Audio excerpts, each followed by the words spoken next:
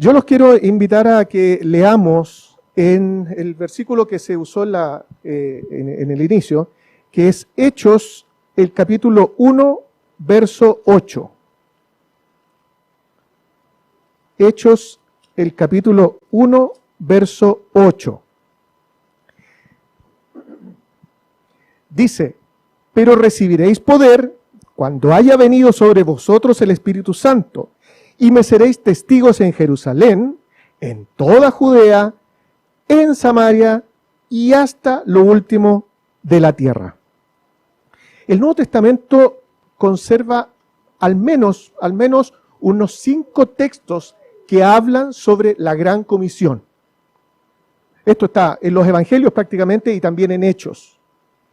Y son textos en donde hablan de cuál fue la instrucción que Dios entregó a su pueblo para poder llevar adelante el Evangelio. Y aquí hay una estrategia de evangelismo. En este versículo, que uno lo puede ver muy simple, queda en evidencia una estrategia de evangelismo. ¿Y cuál era la estrategia? Una estrategia de progresión geográfica. Dice el versículo, me seréis testigos en Jerusalén, en Judea, en Samaria y después hasta lo último de la tierra. Había que partir en Jerusalén, que era la base, ¿verdad? Pero después eso tenía que ir creciendo. Y esa estrategia geográfica de la predicación del Evangelio fue una realidad en un hombre que probablemente no siempre se le destaca por ser un evangelista, pero sí lo fue. Y es el caso de Felipe. Felipe inicia su ministerio de otra manera. ¿En qué cargo? ¿Se acuerdan ustedes cómo inicia el ministerio Felipe? ¿En qué cargo? Diácono. Cuando los discípulos vieron que ellos tenían toda la carga del trabajo misionero, dijeron, pero alguien se tiene que encargar de otras necesidades del pueblo, de atender a las mujeres, de atender a los niños. Y es así como nacen los diáconos. Y es ahí como empieza su ministerio Felipe. Pero ¿qué es lo que ocurre? Ocurre algo muy significativo, y es que luego del apedreamiento de Esteban y posteriormente la persecución que vivieron los cristianos, muchos salen de Jerusalén. ¿Y se van a dónde? A Judea, a Samaria. Y uno de ellos es Felipe. Y Felipe entendió el mensaje de Dios, de qué es lo que se debía hacer y cuál era la estrategia de Dios para ese momento. Y aquí pongamos atención en algo, que la estrategia de evangelismo cambia durante la historia del cristianismo, porque tiene que cambiar, porque tiene que adaptarse, no en la doctrina, ni en la predicación, pero tiene que ir adaptándose de acuerdo a las necesidades que se van presentando en la historia de la humanidad. Y en ese momento esa era la estrategia. Y Felipe así la entendió. Y Felipe empieza su recorrido, ¿verdad? Por Judea, por Samaria, sigue su recorrido, llega a Gaza, tiene en el camino su encuentro con el etíope, ¿verdad? Y posteriormente llega a Cesarea. Pero durante todo este ministerio, Felipe va demostrando que tiene aptitudes especiales. Y esas aptitudes especiales tenían frutos en su trabajo. Y la gente lo identificaba. Y no solo lo identificaba, sino que la gente lo respetaba. Creía en lo que Felipe decía. Pero ¿saben que había un aspecto fundamental en la misión de Felipe? Que era consecuente. Y esa consecuencia hacía que la gente que lo escuchaba atendía el mensaje y además se decidía por Cristo. Pero Felipe no solo predicaba, sino que Felipe además hacía milagros, sanaba enfermos, echaba fuera demonios. Y recuerden que no todos tenían ese don, esa posibilidad de hacerlo. Posibilidad sí tenían. Los discípulos lo tuvieron y más de alguna vez no lo pudieron hacer. Pero Felipe sí. y era reconocido por todo el trabajo que él estaba realizando. Pero en sí, lo que es el ministerio de Felipe nos deja algunos mensajes valiosos. Lo primero, y los queremos ir enumerando, es que estaba lleno del Espíritu Santo. ¿Cómo sabemos que Felipe estaba lleno del Espíritu Santo? Por sus frutos los conoceréis. Y el mensaje de Felipe llegaba y convencía. Y dice que muchos se convertían y se bautizaban como resultado de la predicación del Evangelio que realizaba Felipe. ¿Y eso de qué era obra? ¿De la capacidad personal de Felipe? No, era del trabajo que estaba realizando el Espíritu Santo en Felipe y también en aquellos que lo escuchaban.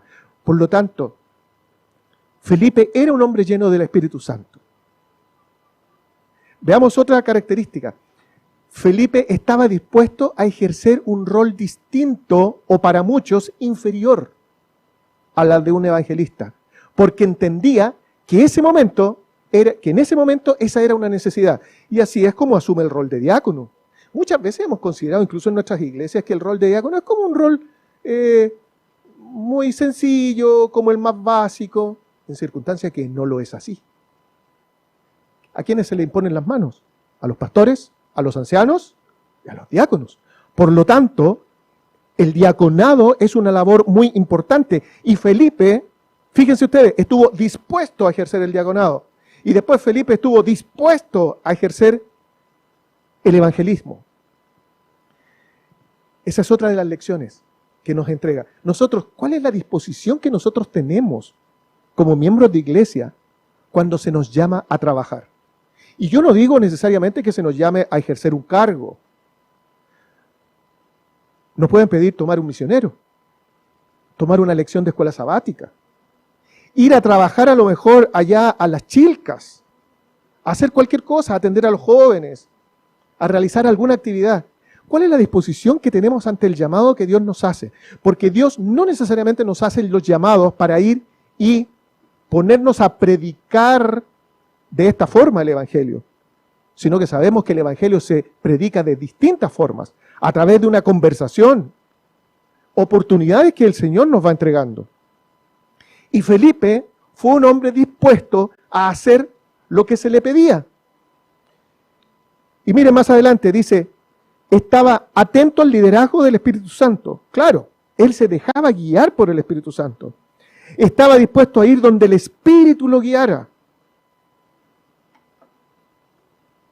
Él no cuestionaba. No hay ningún pasaje en la Escritura, al menos que yo haya leído, en donde exista algún cuestionamiento de Felipe a las indicaciones que estaba recibiendo.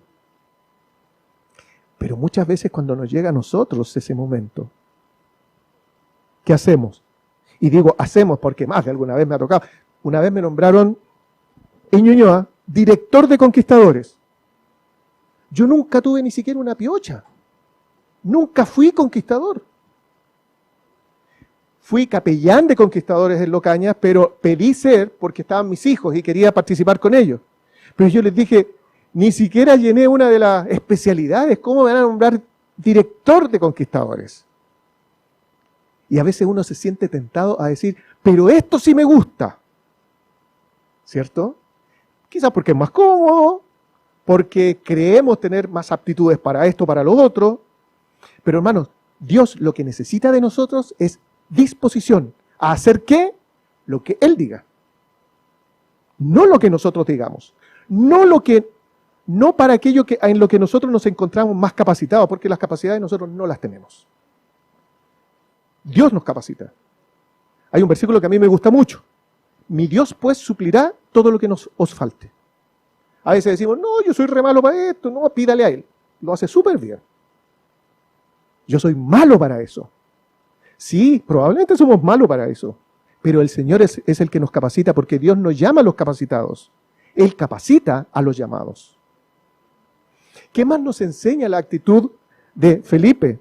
Todo esto está en Hechos, capítulo 8, lo pueden ir leyendo. Yo por el tiempo no cito cada uno, pero dice, predicó el Evangelio en todos los lugares que fue y se orientó en predicar de Cristo.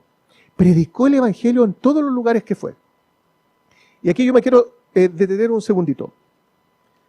Mencionamos antes que predicar el Evangelio no necesariamente es estar parado aquí en un púlpito frente a un grupo de gente. Entre paréntesis, este fue el primer púlpito y único que ha tenido Locañas. Y fue construido por Claudio Popa y Ricardo Popa, su hermano. Fíjense, tiene esa cantidad de años este púlpito, que siempre le reclamamos porque es muy alto, es para puro gente grande, puro predicadores altos. Pero hermano, nosotros tenemos la posibilidad de predicar el Evangelio en cada momento de nuestra vida. A veces decimos, ¿y a quién? Jeremías dice, pídeme y yo te daré la gente. Y yo les quiero contar una experiencia que la compartimos con los jóvenes arriba. Estaba por ahí el año 87. Yo cantaba en un conjunto junto con Juan Salazar, nuestro amigo Juan Salazar. Estábamos ensayando en la iglesia central ahí en San Isidro y entra un joven por la puerta. Ahí nos conocimos con Alfredo, también de la iglesia central, somos de allá, ¿cierto? Y entra un joven y veo que está hablando con Juan y después Juan me dice, ven, voy para allá y me dice, esto es para ti. Y yo le digo, ¿y qué? Es un alumno de tercer año del Seminario Pontificio Mayor. ¿Y qué quieres que yo haga? Le dije yo. Es que tienes muchas preguntas teológicas, pero tú eres hijo pastor. Yo soy más laico, no puedo ser. Bueno, veamos qué hacemos. Oye, hermano, les prometo, este joven, ¿por qué llegó a la iglesia? Me dijo, yo por mi cuenta me puse a estudiar la Biblia. Y me di cuenta que muchas cosas no me calzaban. Venía pasando por acá y vi iglesias adventistas del séptimo día. ¡Séptimo día! Y eso es justamente lo que yo me estoy cuestionando. Y entré. Y yo decía, Señorcito, por favor, ayúdame. Y me empieza a preguntar, hermano, yo no sé cómo me salían los versículos. Y mi señora siempre se ríe, porque me dice que yo tengo algunos incluso problemas de espacio histórico dentro de la Biblia, pero ya los resolví. Ya sé que David viene después de Moisés, pero en algún minuto tenía mis enredos. Con esto les quiero decir que tan bíblico no soy. Y estaba frente a un alumno de tercer año del seminario. Y hermano, no solo me acordaba de versículos, hasta los sabía aplicar. Y les decía, no, pero mira, aquí está en evidencia. Mira, cuando dice el versículo que María y Marta fueron el primer día de la semana. Primer día de la semana. Y yo les decía, ¿cuándo resucitó Jesús? El domingo. Entonces, ¿cuál es el primer día de la semana? ¿Verdad? Me decía. Y yo cada vez que él me decía, ¿verdad? Yo decía, qué bueno. ¿Se dan cuenta que no necesitamos estar frente a un grupo de gente para predicar el Evangelio? Siempre hay opciones. Siempre hay oportunidades. Otro caso que yo les contaba a los jóvenes ahora en la mañana en las Chilcas. Entro a estudiar a la universidad, la carrera que yo quería, y transcurrieron solamente algunas semanas. Y el ramo fundamental de mi carrera, yo soy contador auditor, el ramo fundamental de mi carrera, que era contabilidad, todas las pruebas las fijaron el día sábado. Y yo dije, pero si esto es papa, hay que hablar con la profe. Claro, yo de primero básico a cuarto medio en colegio adventista, para mí esos problemas no existían. Y hablo con la profesora y yo le digo, profesora, mire, esta es mi situación, ¿qué día puedo dar la prueba? El sábado, pues me dice. No entendió. Le explico. Entonces, ¿qué día usted me podría tomar la prueba a mí? El sábado. Yo no hago concesiones. Y ahí yo vi como que la cosa se estaba poniendo un poquito más compleja. Vamos donde la coordinadora de carrera o directora de carrera. Mire, esta es mi situación. ¿Qué le dijo la profesora? Que no, que solo los sábados. Ya, pues, ella manda. Y así fue escalando hasta llegar a la vicerrectoría académica, que me trataron muy mal, se burlaban. Pídele permiso a tu pastor, anda, ora, y después vente a dar las pruebas. Así. Bueno, para no extenderme, pero el cuento fue el siguiente, o la historia fue la siguiente. Dejé la universidad.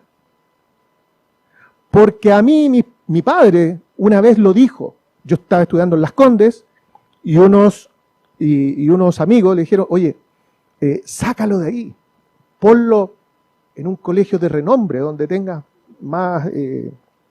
mejor calidad académica. Y mi papá, recuerdo que le dijo, yo no estoy formando a mi hijo para que sea exitoso en la tierra. Yo lo formo para que sea exitoso para el cielo y como consecuencia podrá ser exitoso en la tierra.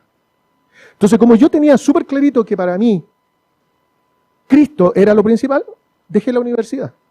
Y dije, Dios sabrá. Y cuando me despido de mis compañeros el último día, me voy a tomar la micro, viene un compañero corriendo. Yo sentía que alguien corría.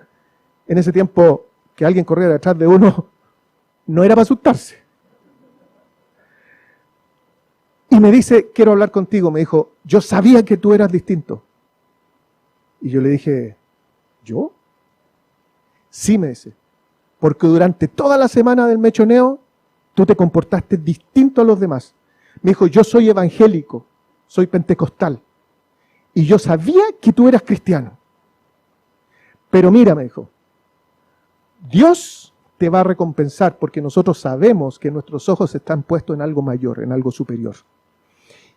Me dijo, nosotros disentimos en el día de reposo. Sí, le dije yo. Pero ¿sabes? Me dijo, que hay algo más profundo que es el amor de Cristo. Y nos pusimos a hablar. Y después compañeros me seguían llamando y supieron qué es lo que era la Iglesia Adventista del Séptimo Día. Hermanos, cada momento, en cada lugar, tenemos la oportunidad de testificar para el Señor. Ya el tiempo ha pasado, pero yo quería centrarme en lo siguiente, en la experiencia de Gedeón. Tuvimos primero una estrategia, ¿cierto? Una estrategia de progresión geográfica para la predicación del Evangelio, en donde no hay un cuestionamiento de Felipe a lo que nos está pidiendo, a lo que Dios está pidiendo. Y luego tenemos la experiencia de Gedeón. ¿Y qué dice Jueces, el capítulo 6? Vamos a buscar en Jueces el capítulo 6.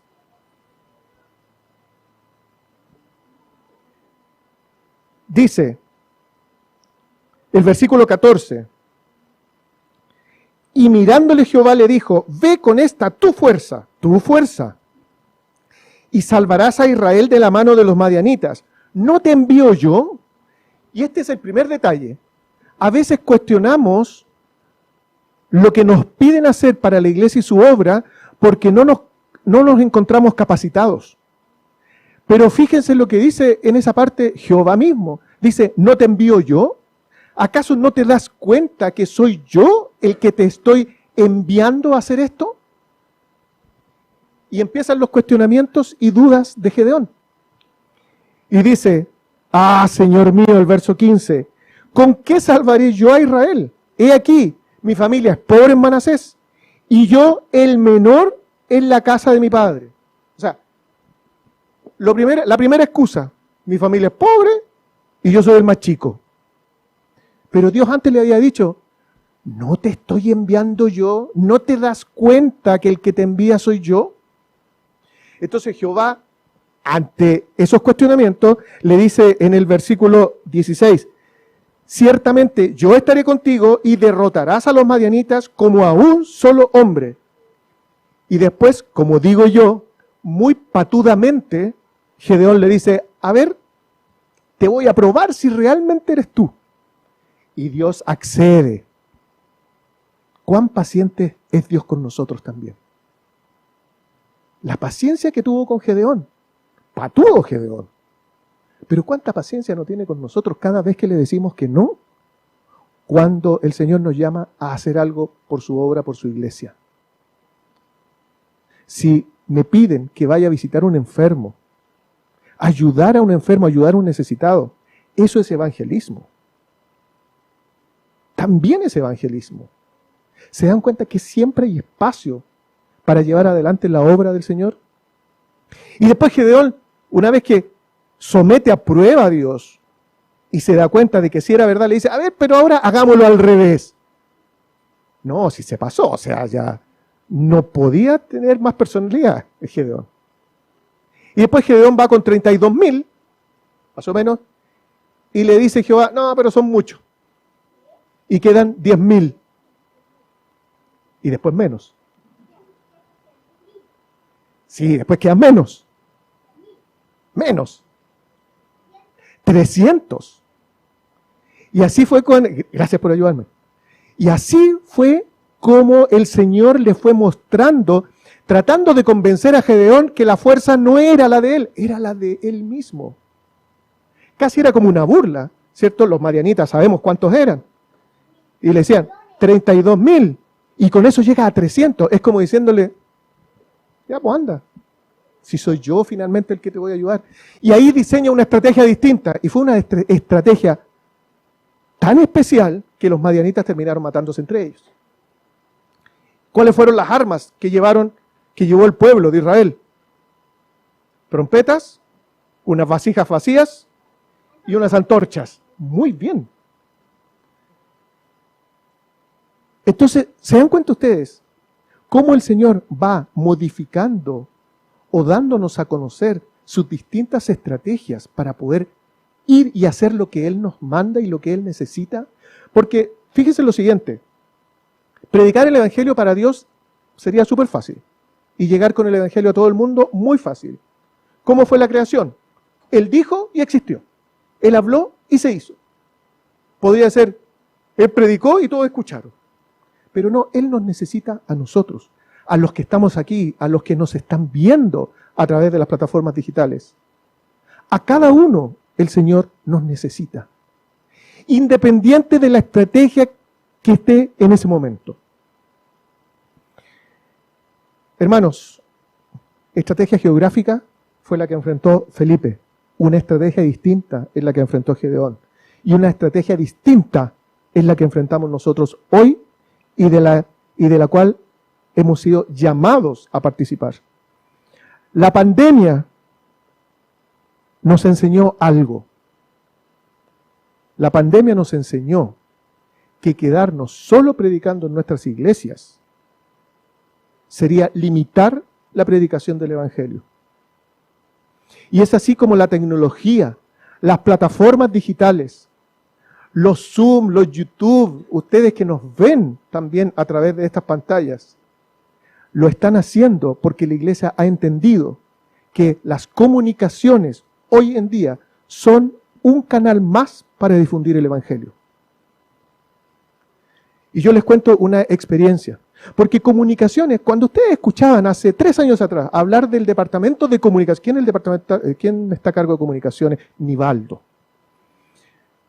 ¿Quiénes éramos comunicaciones, Nivaldo, hasta hace 3 años atrás? Los que dábamos los avisos, ¿verdad? Los que de alguna manera procurábamos que la iglesia se mantuviera informada. Entonces, cuando viene la pandemia, comunicaciones es más que eso, dice la iglesia, ¿verdad? La gente no puede ir a los templos, por lo tanto, comunicaciones es el responsable de llevar la iglesia a cada hogar.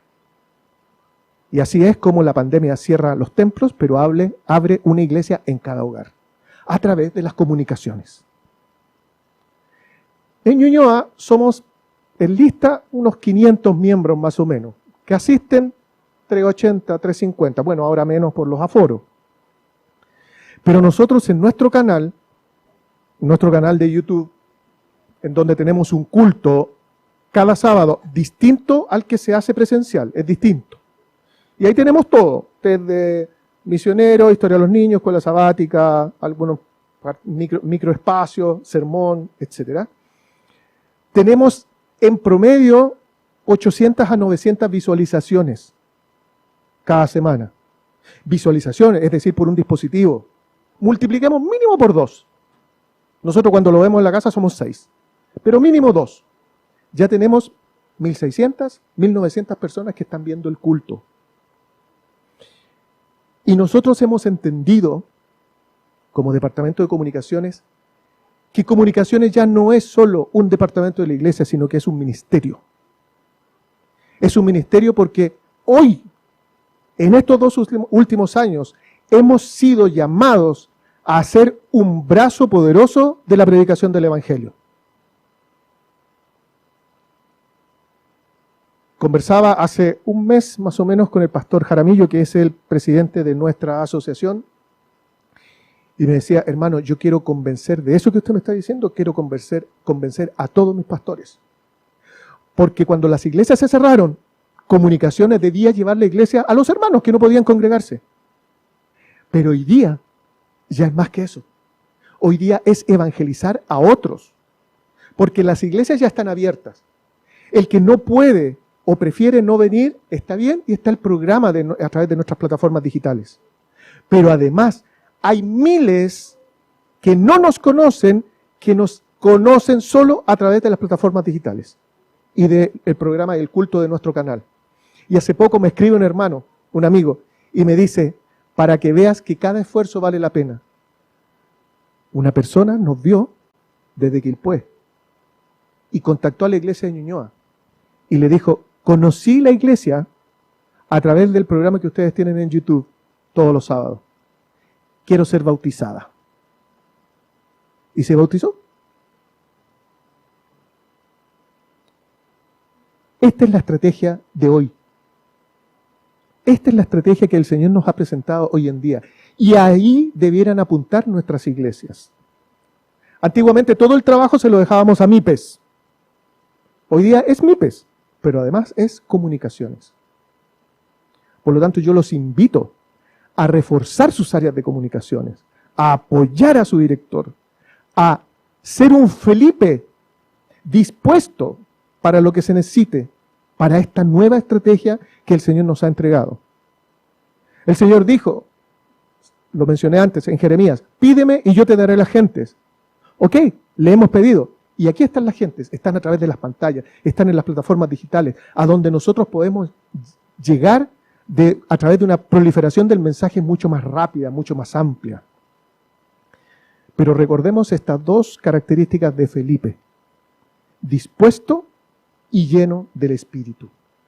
Que esa sea la realidad en nuestras vidas.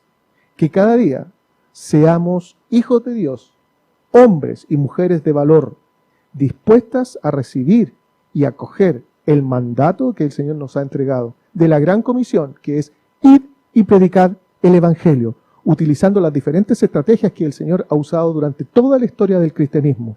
Y esta es la que nos toca vivir ahora. Un evangelismo presencial y también un evangelismo digital. Que el Señor nos bendiga. Ha sido para nosotros realmente un privilegio y una alegría enorme haber compartido con ustedes aquí en la Iglesia de Locaña, con ustedes también que nos ven a través de las pantallas de la Iglesia de Locaña, y que el Señor les pueda seguir bendiciendo. Y por supuesto que disfrutemos todos de un lindo sábado. Que el Señor les bendiga.